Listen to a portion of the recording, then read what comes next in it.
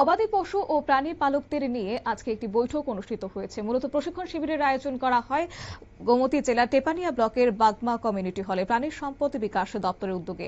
লক্ষ্য হচ্ছে যে রাজ্যের মাংস, দুধ এবং ডিমের উৎপাদন বাড়াতে হবে। সেই নিরিখে গোমতী জেলা টেপানিয়া ব্লকের বাগমা কমিউনিটি হলে আজ প্রাণী সম্পদ বিকাশ দপ্তরের উদ্যোগে কর্মশালা অনুষ্ঠিত হয়। বিস্তারিত কি রয়েছে শুনুন। উৎপাদনে আরো বেশি আমরা যাতে উৎপাদন বাড়াতে পারি সেই লক্ষ্যে আমাদের দপ্তর কাজ করে যাচ্ছে এবং বিভিন্ন স্কিমের মাধ্যমে থেকে central government, national livestock mission থেকে শুরু করে national north eastern council scheme থেকে শুরু করে স্টেট ব্যাংক থেকে শুরু করে আমাদের দপ্তর বিভিন্ন প্রজেক্টের মাধ্যমে কাজ করে যাচ্ছে। এর মধ্যে আমাদের আপনারা সবাই জানেন যে আমাদের মুখ্যমন্ত্রী প্রাণী সম্পদ বিকাশ যোজনা একটা প্রকল্প আছে। এটা আমরা গত 3 বছরের আমাদের প্রকল্প চলছে।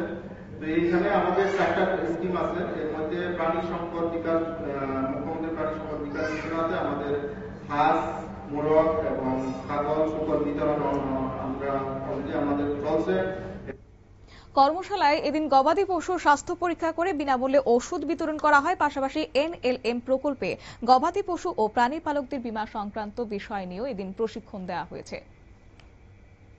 নিয়ে নিচ্ছি ছোট্ট একটি বিজ্ঞাপন বিরতির সঙ্গে থাকুন।